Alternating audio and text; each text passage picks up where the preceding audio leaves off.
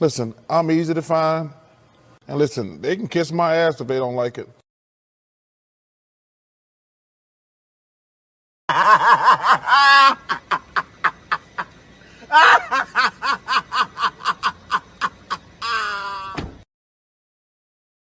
Skip. Good Lord, thank the good Lord I am on FCC Airwaves. Thank the good Lord. It's hard to take, man. I don't understand it. I don't understand how these dudes put themselves in this situation. I truly do not. This is how I believe, okay? I'm from the old school. I believe this. I would rather play with 10 people and just get penalized all the way until we got to do something else, rather than play with 11 when I know that right now that person is not sold out to be a part of this team. It is more about them than it is about the team. I cannot play with them, cannot win with them, cannot coach with them, can't do it. I want winners. I want people that want to win. Hello, ladies and gentlemen. Nathan back with another video presentation. For some reason, my banners are not working for some odd reason. Let me fix that. I don't know what is going on. We are recapping the Sixers versus the Heat. The Sixers won. I mean, the Heat 1-6. Was an interesting playoff series.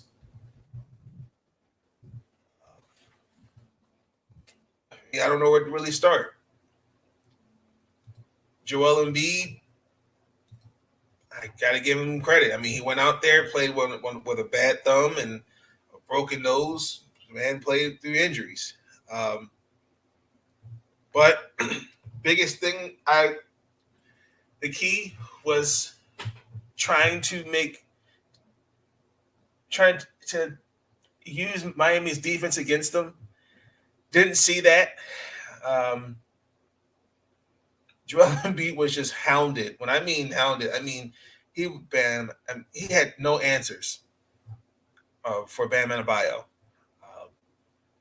I mean, Embiid in the post had no answers. I mean, he just physically worn down Embiid. Jimmy Butler, PJ Tucker, Max Strauss, on and off the ball, they did their jobs. Philadelphia just struggled.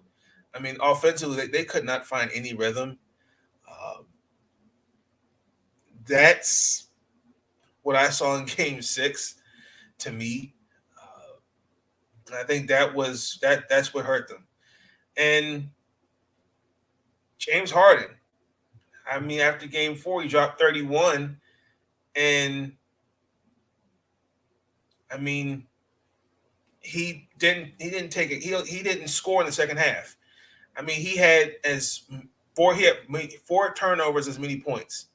I mean, to trade for a guy that you would think could make things simple for not only Joel Embiid but for the Philadelphia Sixers offense, and to see that again,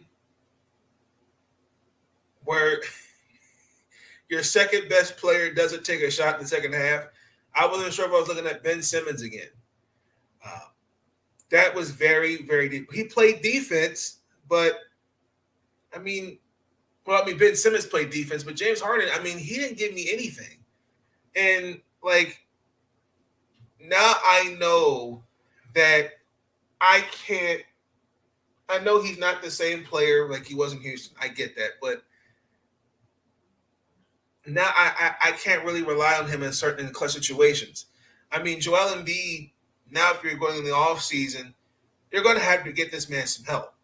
I mean, if you're trying to win a championship, because I think this is a fair but honest statement. It's fair to question Harden long term, because Philadelphia's championship window is going to close, and you only got really this year and next year to get it right. And then after that, what else?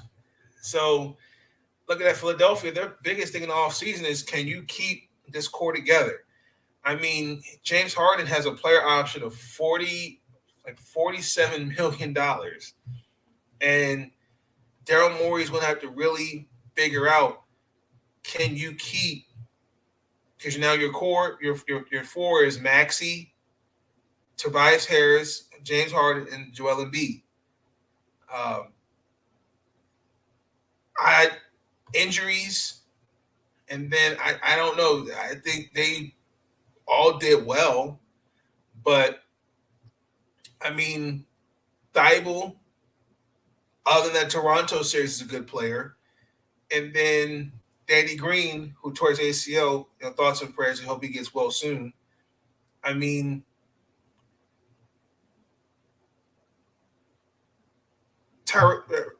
Maxey is the guy I would build around with Embiid, but Tobias Harris, he has 2 more years left on his deal, and then you're probably gonna figure out what you're gonna do with Harden. We'll see.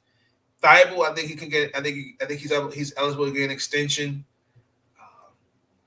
I mean, he's shown flashes to me. I think to be a good player, but I think again, especially on the road, he didn't play because he was not vaccinated, so that kind of, I think, messed him up, his consistency.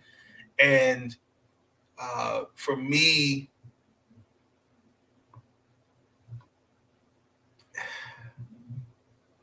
there's a lot of untapped potential with Thibault, and you just got to see what Doc Rivers and those boys can do with him. And then also too, I'm looking at these other guys: Paul Reed, Isaiah Joe, Charles Bassey. Like, I'm not seeing Doc Rivers giving them a lot of confidence.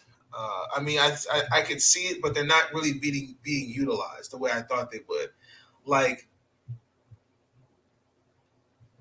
I feel like Maxey, who's second place in most improved, I think definitely is going to be a young star in this. He's going to be a good player coming in this for years to come.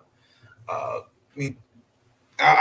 listened to the exit interview. I mean, Doc has spoken nothing highly of those guys, but I mean, Bassey was the 53rd overall pick. He's definitely got some things to work on. Birkin, Kozmats, he got Isaiah beat out.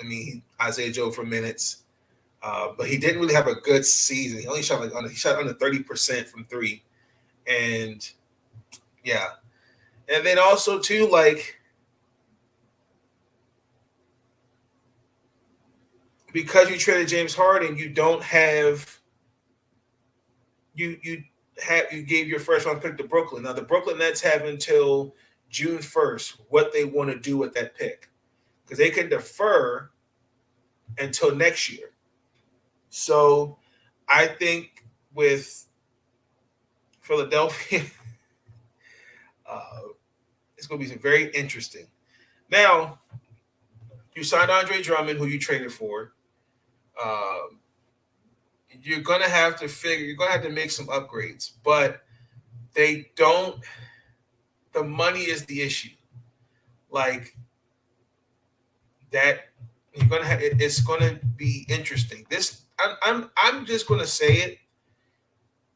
After next year, when the CBA is up, because I've said it, and I'm going to continue to say it again, the owners, there's going to be a lockout, because these owners, they're watching, and like, who are you going to pay the minimum to help Joel Embiid win a championship?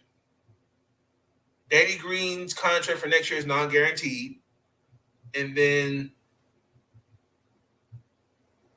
I don't know what kind of James Harden you're going to get going forward. Do you pay him Chris Paul, like what Phoenix paid Chris Paul? Who knows? We'll see.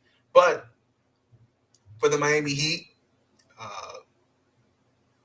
they did their job.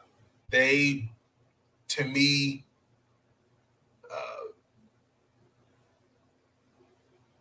passed one test. They got to go against another. Like, they slowed down Trae Young. They beat Joel Embiid in 6 games. Jimmy Butler, consistent scoring. Now you're going to have to figure out how you're going to beat Boston. That'll be in the next video. But I feel like the Miami Heat, to me,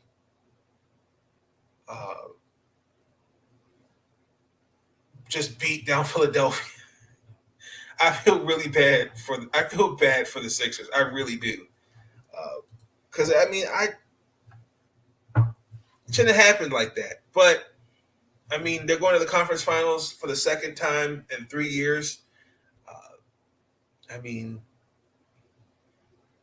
game 3 and 4 they made after they made the adjustments. So, and I feel like also too, not having Kyle Lowry there, which I'll say game 2 he'll play because he's done with a hamstring injury. So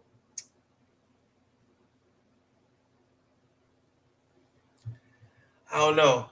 I think the process is. I think it's over. I think you just got the process. It's more we're now reflecting. It's okay. Now what? And I just don't think you can just keep going. I just think after a while you just get frustrated. You keep throwing stuff at the wall until you get it right. But Philadelphia, man, let me down. They definitely let me down. So let me know your thoughts on the Sixers and the Miami Heat series. What do you think Philadelphia needs to do? How do you feel about Miami going to the Eastern Conference Finals? But this is Nathan signing out. Y'all have a good night. Stay up. Listen, I'm easy to find. And listen, they can kiss my ass if they don't like it.